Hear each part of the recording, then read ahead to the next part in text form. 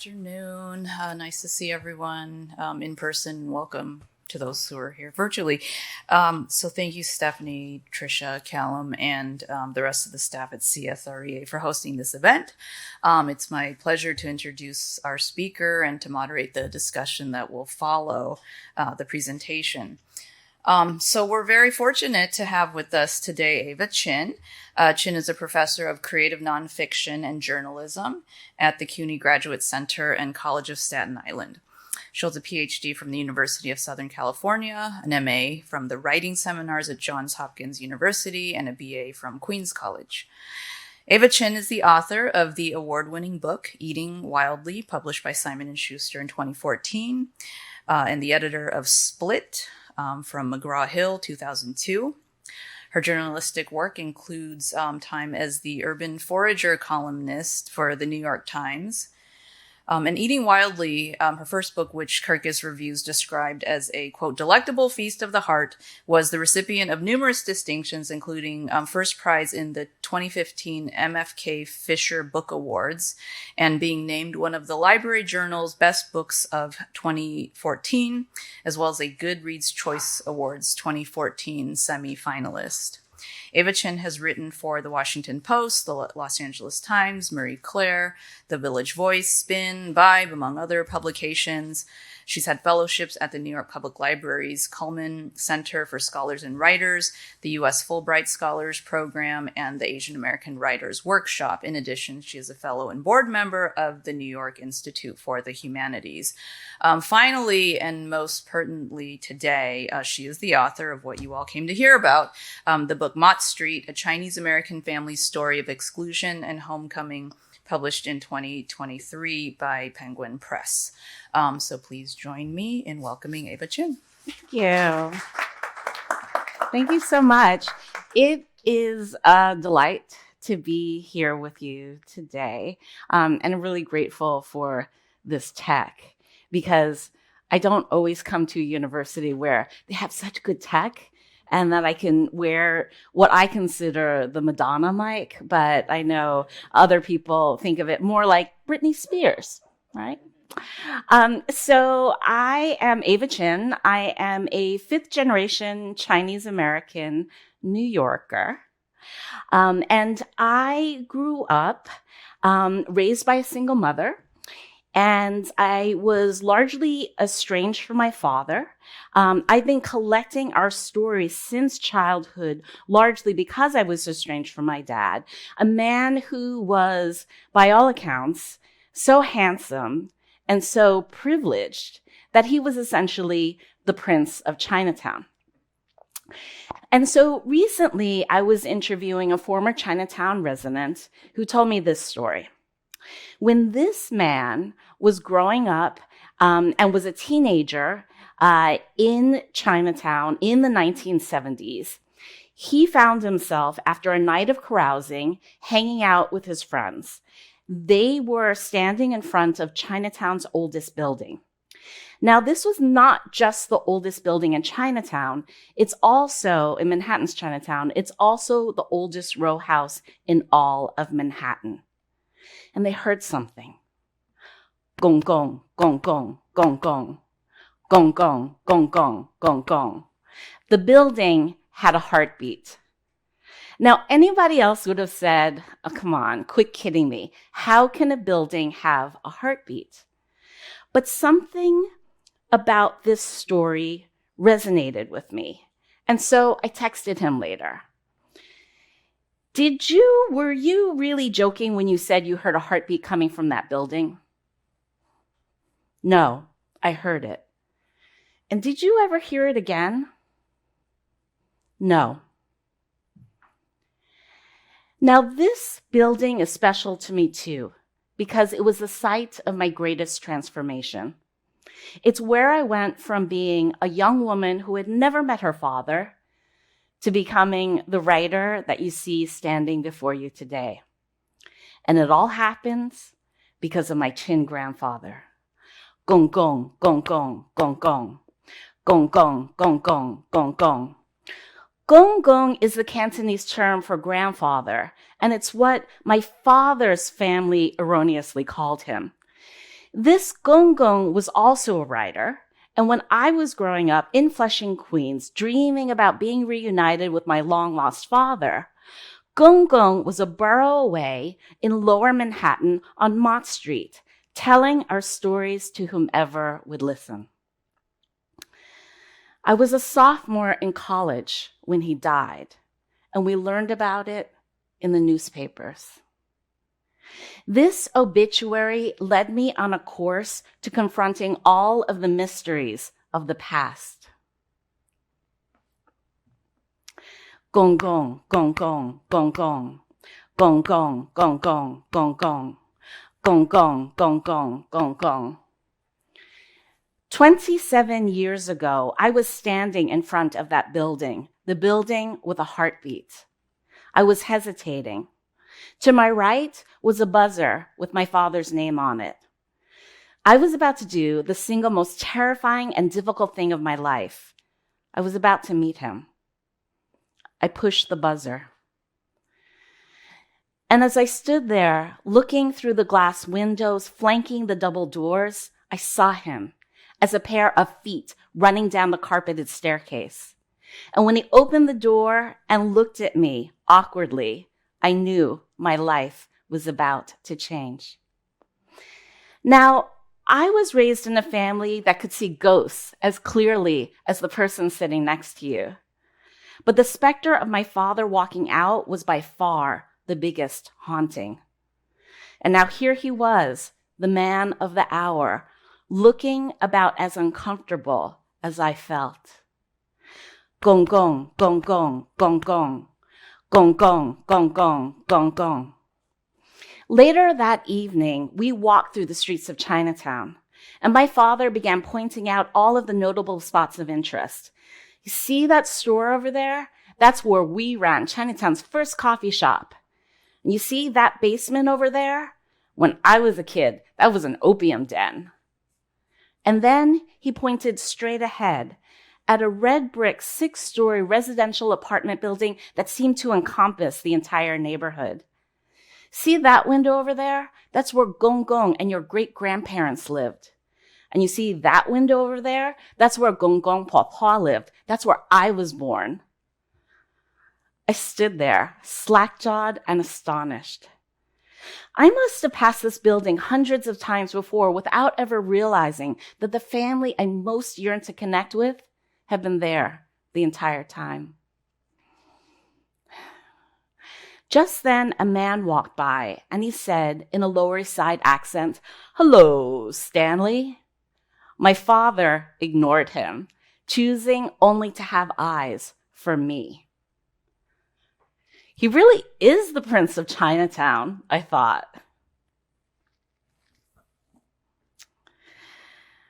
My father and I would only have a single golden year of getting to know each other before he reverted back to his now you see me, now you don't, Houdini-like ways.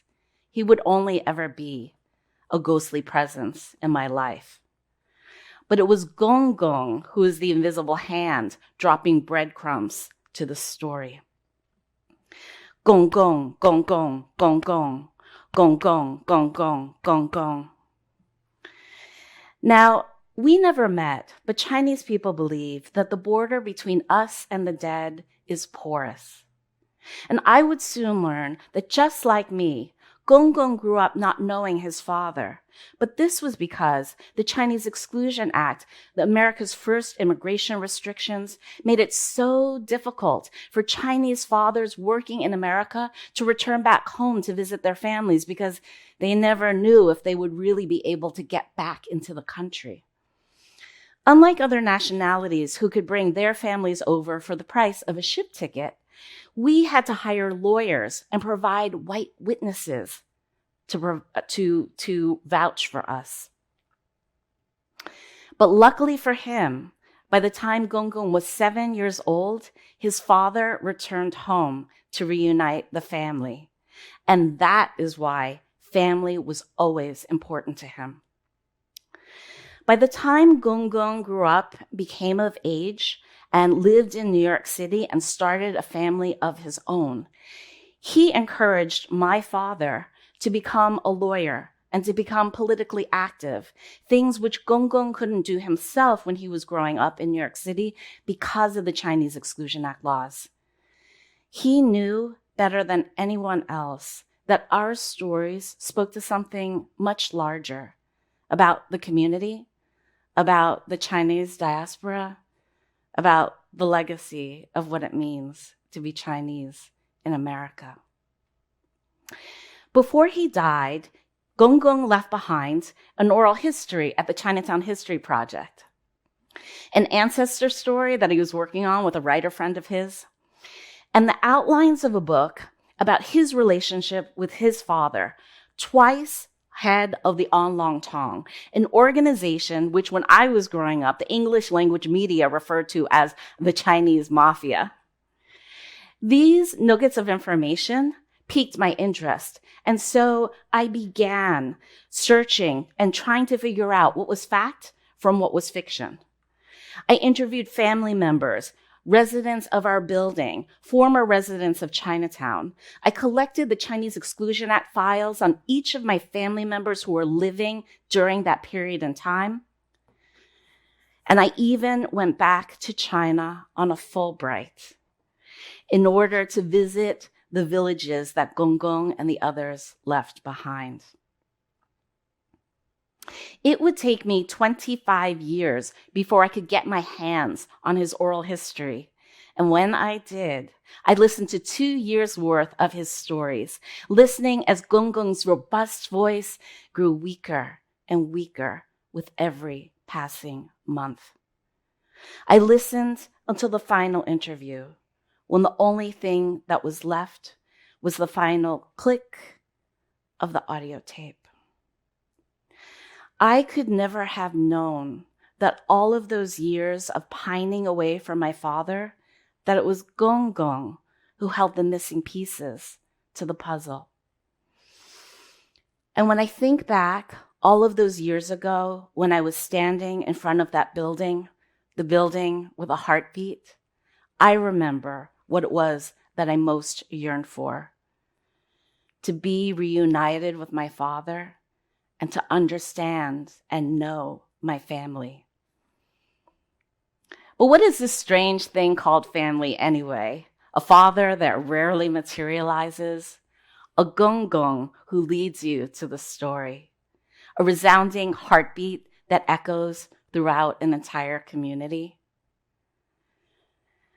Recently, an interviewer asked me, "Did you ever forgive your father for walking out?" I just shrugged. Forgiveness is a work in progress. And besides, does anybody ever really get the relationship with their parents that they most yearn for as a child? But perhaps I learned something even more important through all of these years of gathering the puzzle pieces and trying to put the story together. You don't always get the thing that you most yearn for. But sometimes, if you listen closely and you're very attentive, you get something even better. Gong gong, gong gong, gong gong. Gong gong, gong gong, gong gong. Gong gong, gong gong, gong gong.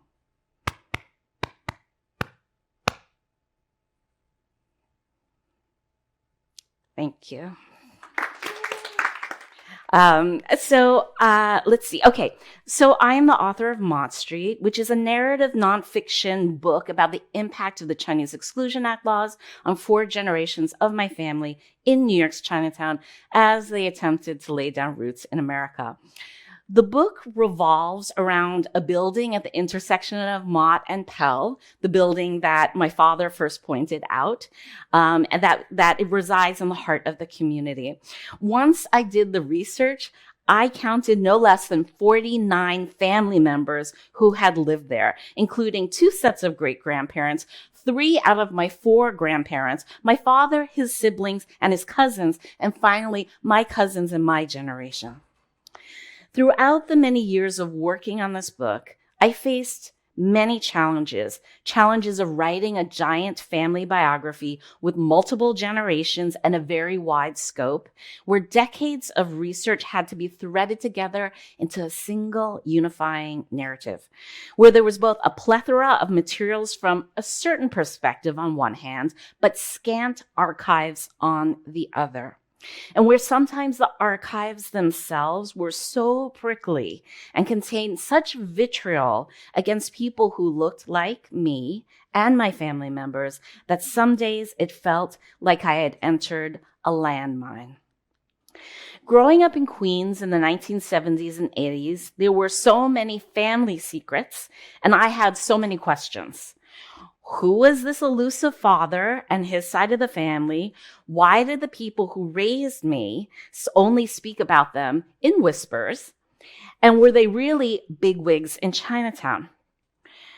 Why was the grandfather who raised me a gourmand who cooked up fabulous meals for the family and who regaled me with stories about our ancestor who worked on the nation's first transcontinental railroad? Why was the mail delivered to my grandfather, to him, to our house under a different name? What did it mean when my grandmother said, "That's Grandpa's paper name"? Why did Grandpa have a paper name when his grandfather helped build the railroad, the great engineering marvel that unified the country, at least physically, after the Civil War? And lastly, how come as a fifth-generation Chinese American, I was such an anomaly on the East Coast? Why did I almost never meet another Asian American like myself with such deep roots in this country? And on the rare occasion when I did, why did we invariably find out that we were in fact related, like somebody's idea of a big fat joke? All roads led me back to two major points of interest. The first was the Chinese Exclusion Act laws, right, which were on the books from 1882 to 1943. Many of you know about the Chinese Exclusion Act laws, so I'll just give like a little short précis. It was our country's first major immigration restrictions. It, along with the 1870 Naturalization Act, meant that it blocked us from a pathway towards citizenship, and it also halted legal Chinese immigration into this country for over 60 years. It also set the tone for future immigration restrictions going forward. So by 1917 and 1924, almost all Asians were excluded from coming into this country, and there were restrictions against other nationalities as well. And the second point of interest, a single tenement apartment building on Mott Street, where both sides of my family members became friends, rivals, and classmates, and upstairs, downstairs neighbors from each other, and eventually, generations later, through my own birth, became family kin. We have lived continuously in this building for over 100 years. And it is where I wrote the majority of this book. Now, when we talk about Chinese exclusion, we generally talk about it from the years it was on the books, 1882 to 1943. But the roots of the story go back to the 19th century, in a period in time when the country was asking itself, who is an American and who is not? Who is one of us and who is not? And the decisions that they made back then during this era of Reconstruction, a time in which the country should have been building itself anew, instead set us on a path towards seeing all Asians as forever foreign and suspicious, despite our very long history in this country. These exclusions were evident from the lack of Asians in the official photographs of the completion of the Transcontinental Railroad, all the way up to the point in time when I was growing up, when actors could still be seen cast in yellowface. And sometimes you even see that continuing today.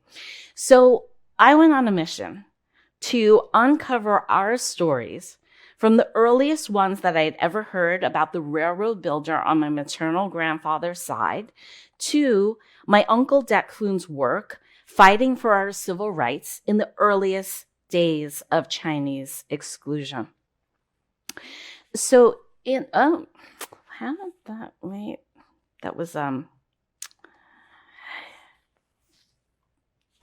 okay. So in this photograph, this was one of the photographs that started it all. This is my grandmother's side of the family. And when I saw this photograph, I said to her, Grandma, who are those people at the center of the photograph? Who is that white woman sitting there next to your uncle? And then she told me who they were. They were Uncle Dek Foon and Aunt Elva Lisk. They were the matriarch and patriarch of her family. And they were, Uncle Dek was the first person in my grandmother's family to come over in the 1880s. He came over to California during that period of time, which it was the worst. It was the height of the anti-Chinese sentiment that occurred after the completion of the railroad in the mid-1880s. This was a period in time in which over 200 towns pushed out their Chinese residents. Uncle Dek Foon saw the handwriting on the wall, jumped on the railroad that my other ancestor helped build, and found his way to New York City. Aunt Elva, and this is one of the fascinating things about working on this book, was really to find out and uncover the stories of these family members, to find out who they were. Aunt Elva was the daughter of a Civil War veteran. She was born in Pennsylvania. Their marriage was notable for many different reasons. But one thing we should note is that this is a period in time in which it was very common for families to disown their daughters for marrying outside of the race. That did not happen for a variety of different reasons. It doesn't mean that her family completely accepted ours, but they were all in touch. Okay, let's see. So Aunt Elva. Another interesting thing that I uncovered about her was that a couple of years after they got married, Aunt Elva had her citizenship revoked because of the Expatriation Act. And I have some of those laws on the slide that I showed you before. And so this was shocking to me. That a white woman born in Pennsylvania, the daughter of a Civil War veteran, that her citizenship could be revoked simply because of who she chose to marry, right? In the eyes of the law, Aunt Elva became Chinese, and there's even a Chinese Exclusion Act file for Aunt Elva, which I hunted down in Boston. It was in Boston's National Archives. And so this photo, these series of images are from her file. Aunt Elva and Uncle Dek went to China twice together, once in the 20s and another time in the 30s. And you can see on the lower part, somebody has written, when they came back into the country, aliens admitted, primary inspection, blah, blah, blah, blah. So Aunt Elva is considered an alien as well. Okay, so Aunt Elva was harboring a secret, which destroyed her first marriage. But you'll have to read the book in order to find out what that is. I zigzagged my way across the country, collecting the Chinese Exclusion Act files on my family members, including finding my grandfather's Chinese Exclusion Act file. So my grandfather is the handsome boy on the right. He's a teenager when he came over. This was the early days of World War II. Japan had invaded China and he was fleeing the war. For a long time when I looked at this file, I thought, who is that man next to him purporting to be his father? It was only until I went back to our villages in China on a Fulbright in 2017 and showed them this document, showed them the file, right? The scanned copy of the document. They said, oh, that was his uncle. So that's another son of the actual railroad builder in our family. And so when my grandfather arrived to Seattle, he went straight into detention. He was a spoiled rich boy because the railroad builder's money really helped to establish the family. And Grandpa did not study for his interrogation. And so when you look at his file, he has made many errors in the interrogation. So many errors that friends of mine who have looked at the file have said, they've seen people deported for less. So we think that there was some other form of paper that perhaps grandfather was, helped to push, that allowed him into the country. When he came in, Chinese exclusion was in its 6th decade, and the interrogations were getting longer and longer and longer. So the earlier interrogation, Chinese Exclusion Act files that I have from other family members were much slimmer. Grandpa's was about an inch thick. And it was only after collecting the Chinese Exclusion Act files on each of my many family members that I actually realized a certain golden rule. Chinese exclusion turns all of the golden rules of research on its head. And I'm going to quote from the book. It is a commonly agreed upon general rule of thumb amongst historians and researchers alike that it is the written record that is the gold standard, and the family stories that are suspect, dependent upon faulty memory or personal agenda and long embellishment and tall tales. But when you're Chinese in America with roots that stretch back to the exclusion period, it is the historical record by way of the historical government documents that is the great fabrication, and the oral histories passed down from generation to generation that ultimately hold the keys to the truth. This realization for me opened up so many more possibilities to write the story. It gave me license to use the family stories, the stories I collected in our villages, the oral histories, in combination with, and sometimes in counterpoint to, the archival materials, the English language newspaper articles that were filled with the bias of the time period, and the Chinese Exclusion Act documents. And from there, I was able to build a story. So how do you write a story about a marginalized community whose archives weren't deemed worthy of saving? In order to get the fuller picture, I had to incorporate all of these stories, give them license to be heard. I had to comb through the official documents, and I had to read them critically, often reading against the grain. And eventually, I had to come to and include in the book my own point of view of what I believed really happened. Luckily, I wasn't alone on this journey. I traveled with my family to the foothills of the Sierra Nevada so that together we could see the track laid and the mountains that her great-great-grandfather and others blasted through using only black powder, hand tools, and muscle. The kind of unrelenting bone work that makes your teeth rattle. Here we are at Bloomer Cut. This is a passageway through the earth which Chinese dug for the train's passage. It's east of Sacramento. If you stand at the base as we are, the bluff above you is taller than a 6-story building. And amazingly, that railroad is still in use today. So why did I write this book? I write because I yearn to know the truth of who I was, connected to this long line of family members who came before me. I write to place myself into the fabric of this American history that has not always wanted to embrace people who look like us. I write to fill in the gaps of exclusion that exist within our national story, as well as from within my own family. Throughout it all, I write to fill in the gaps of exclusions that exist within our national story, as well as within my own family. And perhaps I did learn something that many have known before me. We're so much more interconnected than meets the eye. What impacts you impacts me, and what impacts me impacts you. And every version of the story connects us and reveals another aspect of a hidden truth. So they say write what you know, but today I encourage you to lean into what you don't know.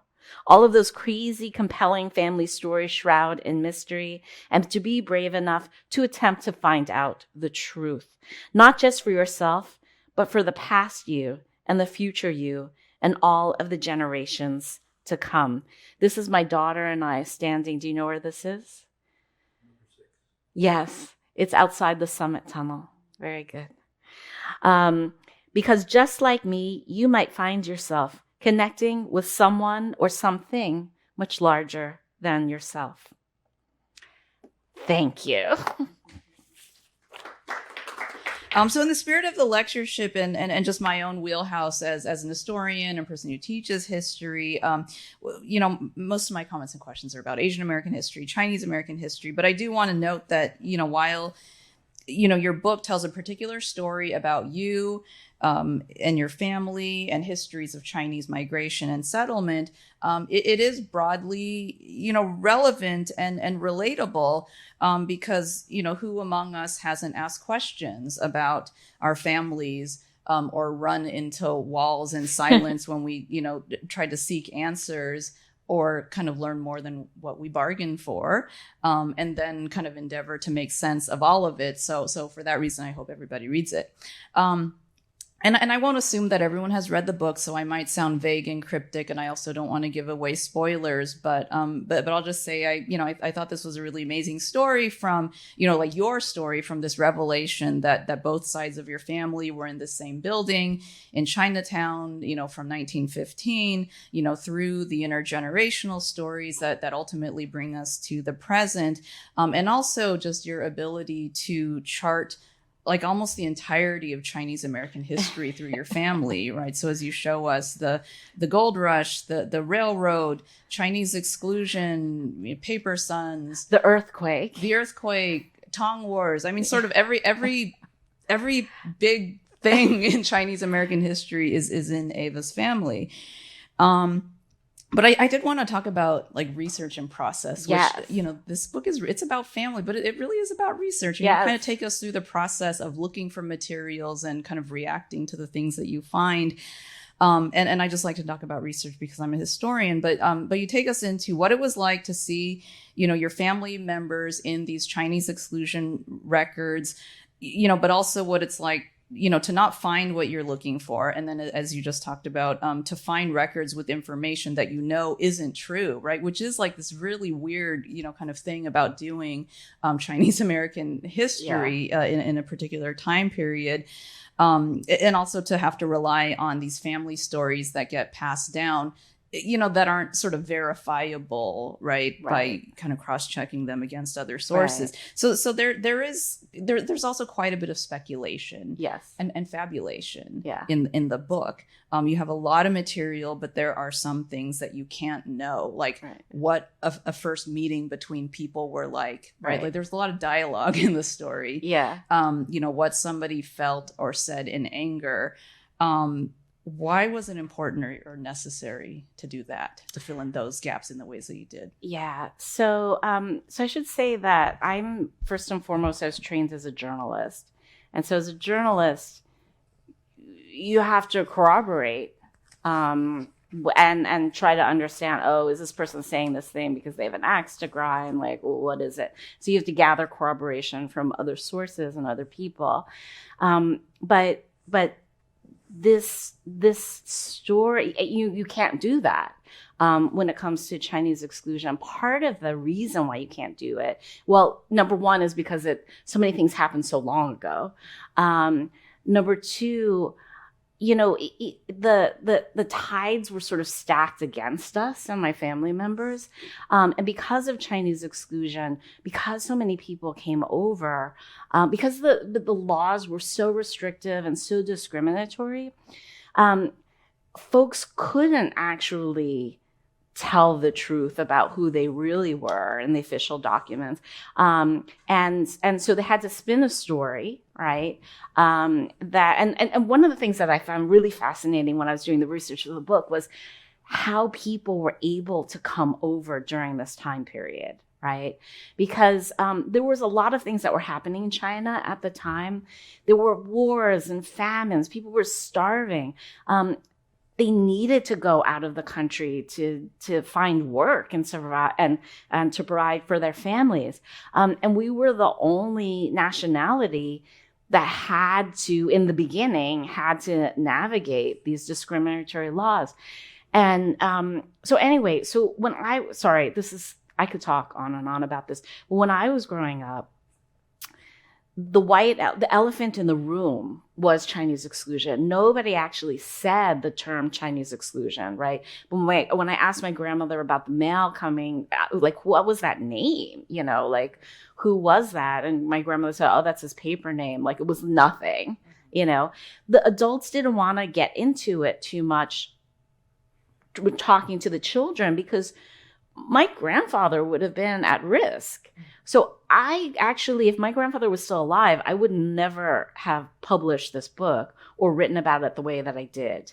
So if you take a look at the work of Maxine Hong Kingston in Woman Warrior and in Chinaman, I could make a case, I think you could make a case, that the Chinese Exclusion Act laws are this kind of like hidden, undertow in the book. In Chinaman, she gives you two versions of how her father came into the country. One in a crate on a boat from Cuba, I think, and the other on Angel Island being interrogated. She couldn't tell you the truth of how he came over. It was in the crate, right? Because she could have gotten her father deported. So what I realized is that these stories were so hidden that it was really important for me. I'm a mix, right? I'm not a trained historian, right? But I am a journalist and I've taken classes with historians. I am primarily a writer. And I knew that these stories were important. And I knew, particularly given I was working on this book long before the pandemic and long before Trump was elected. But once the pandemic hit and things got worse and worse and worse, and I saw the ways in which New York's Chinatown and Chinatowns across the country had been impacted and the scapegoating that was happening, I knew that the book was becoming more and more relevant.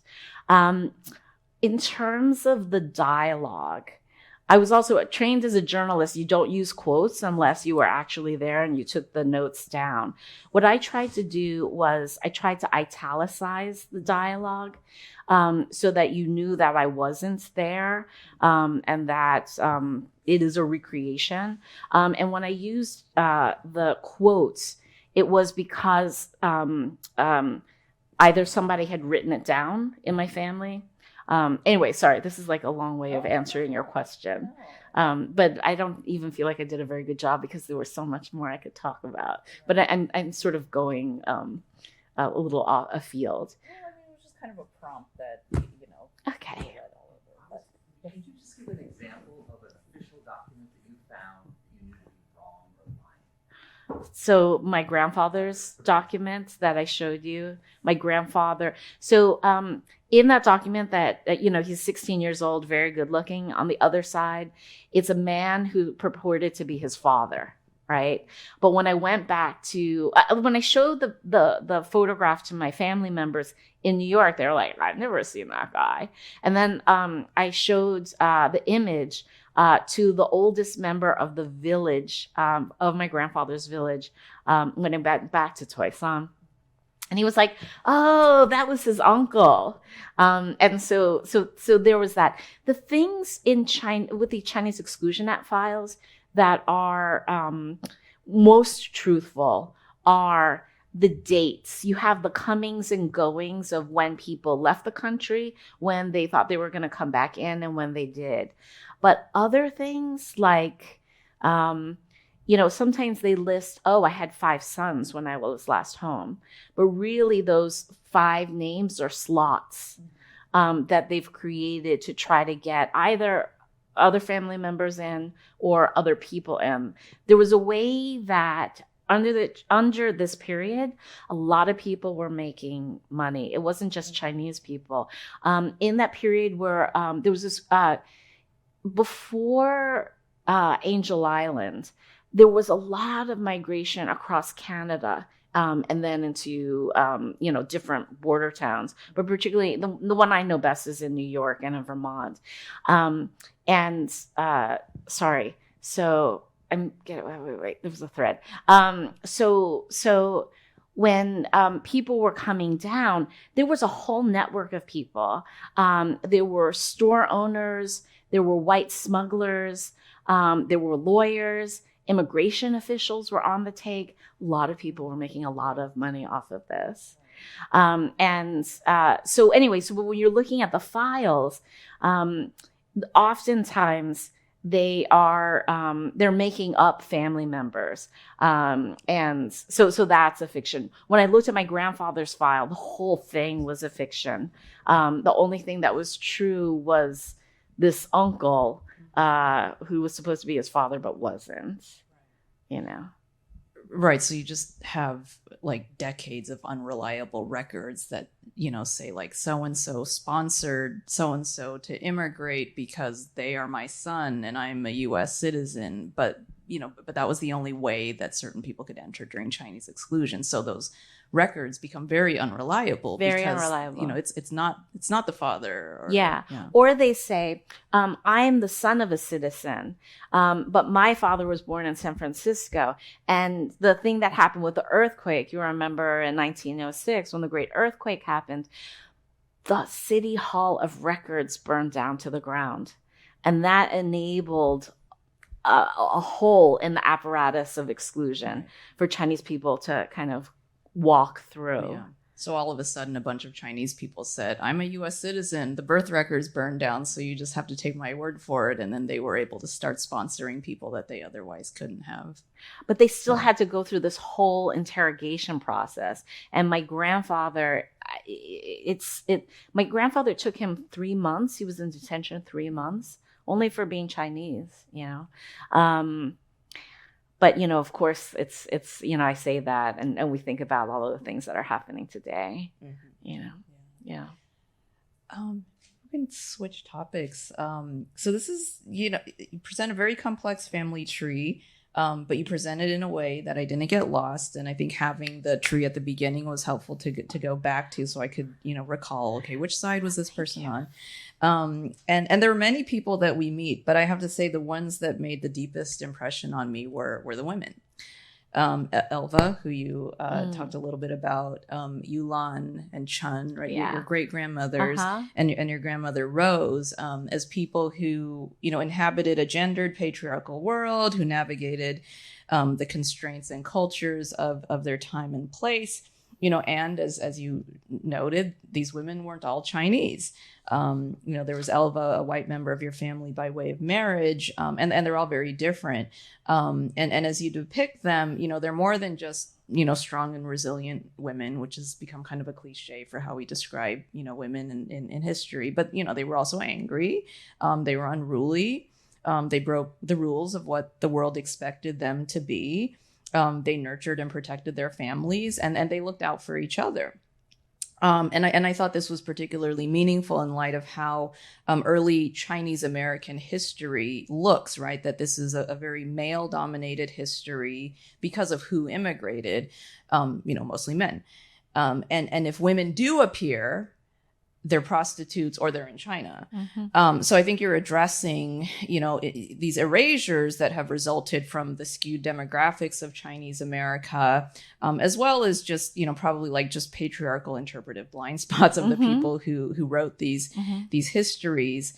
And you give these multidimensional, human portraits so that when we see pictures of them in the book, they're not just these anonymous people in consequential women in the back, like they're people whose personalities and whose importance we know. So can you just say more about the women?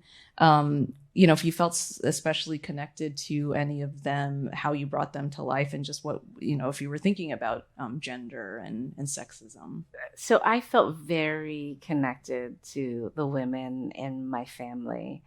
Because I didn't want to lose the reader, the first couple of chapters, particularly in the early history of Chinese coming into America, really are the stories of the men. but I was biting at the chimp to really get to these stories of these women. And one of the things I found most fascinating was they survived so much. Chun, my great grandmother, Grandma Rose's mother, was a Hakka who lived in Hong Kong, born and raised in Hong Kong. The Hakka are like a different group who like largely live in like Guangdong province and Fujian province, and there was a great interethnic war that happened in the 19th century. So a lot of Cantonese and Hakka, like they saw each other as the enemy. One of the things that I thought was so amazing was that my great grandfather and my great grandmother like crossed those interethnic lines, largely based on the fact that they found commonality in being progressive Chinese Christians. Right. Which, kind of, I thought that was very interesting. But she was trained as a midwife under the London Missionary Society in this period in time in which it was colonial Hong Kong, and the government was training these young Chinese girls to become midwives. She survived the plague, the last iteration of the plague in Hong Kong.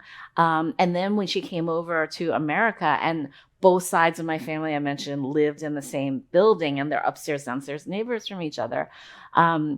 They live through the flu of 1918, the diphtheria epidemic. They lost children. At first they hated each other, but then they supported one another. It was just like classic neighborly stuff in a building. And so I get so much comfort from knowing that they had survived this when we were in the first year of the pandemic. I thought if my great grandmothers could survive this, then maybe so can we, But I should also say that, I had been working on this book heavily doing the research for this book since about 2015, 2016. And a lot of I'm very lucky because Jeannie Felser opened up her archive. I very much, there were writers who have come through that, Beth Lou Williams, I loved reading their work. I don't know Beth as well, but I know Jeannie. Jeannie was very welcome and opened up her archive to me. If they hadn't done that, it would have been much harder to write about this. But anyway, sorry. So when I was looking through that material, when I learned that over 200 towns in California had pushed out their Chinese residents during this period of time where my family members are living in California, I often felt like that the archives that I was reading was like a gut punch. Mm-hmm. And I had a really seriously difficult time getting through them and reading against the grain. It was hard for me. I didn't pretend that I was a historian. In this book, you get my thoughts and my feelings, my anger and my pain. Mm-hmm. I use my narrator as a way for you to be connected to the story, so that, because I felt it was very important for readers to really understand our stories, because so many of the archival pieces that I read, whether it was like 19th century newspapers, English language newspapers, they really were not, it would be like something like, 75 Chinese miners were attacked in their sleep in the middle of the night in their tents. Mm-hmm. It was like stuff that was so heartbreaking to me, and they were nameless and faceless. And I thought, this is somebody's son. Mm-hmm. This is somebody's brother. And one of the things that I really had difficulties with was trying to figure out, how do you tell those stories about people being pushed out during that period? And another thing is that my the railroad builder ancestor was pushed out, right? And so, those were stories that my family had told me. But the stories sometimes, I don't know what it is with us as readers. When you're reading about men being attacked, it's very different than if you read about women being attacked and pregnant women being attacked, right? So I knew that I had to look for those stories, and the only stories that you could really find, because it wasn't in the newspapers, was in court testimony. When Chinese merchants and their wives were attacked, the Chinese merchants sometimes took to the courts to get reparations for their businesses being destroyed. The other thing I should say also is that I was very lucky that Yulan's story is largely based on Gong Gong's writings. Gong Gong, when he was growing, remember, when Gong Gong was growing up, he didn't know his dad, right? Until he was 7 years old. So Yulan, his mother, was essentially like a single mom, raising them in the village. And the family they looked down upon her because she did not have bound feet. She had natural feet. So the women of the family totally thought she was a peasant, right? But Gong Gong was very close to his mother. And luckily for me, he wrote things down. He thoroughly believed that there was a story here. That's why he left his oral history at the Museum of Chinese in the Americas, which was formerly called Chinatown History Project. And he left all of these documents in these papers. And I was lucky that those researchers kept his papers. And then when I came along, started doing my research, they shared it with me. And you found those records when you were well into the process of researching. Yeah. I mean, I think that's one of the kind of joys of doing historical research. And you've become a historian because you often, you never find exactly what you're looking for. Right. And you often don't. Right. You don't find what you're looking for. You think you found the place where you're going to find it. And then you open the folder and then there's nothing in there. Right. Or it's just like, okay, it's a sentence. I can't do anything with it. And I mean, certainly, and I think everything that I've worked on, like the reason why you're able to bring things to completion is because of these kinds of materials that come to you or you discover by happenstance, like just as a result of talking to people, right? Yeah. As a result of somebody saying like, hey, you might find this interesting. Right. And I think you kind of depicted that process very, very beautifully. Thank you. I mean, there was even so much more that I could have written, but the book was already becoming so long. One of the great pleasures of working on this book was making connections with former Chinatown residents and people who knew my family. So sometimes at the end of events, people will come up to me and they'll say, hey, my husband was a basketball player, and your grandfather, your Gong Gong, was his coach. Or people will tell me stories about just different family members, or I lived in the building too. My family lived in that building too, but we lived on the 5th floor or the 2nd floor, or whatever it was. So that is really quite a gift.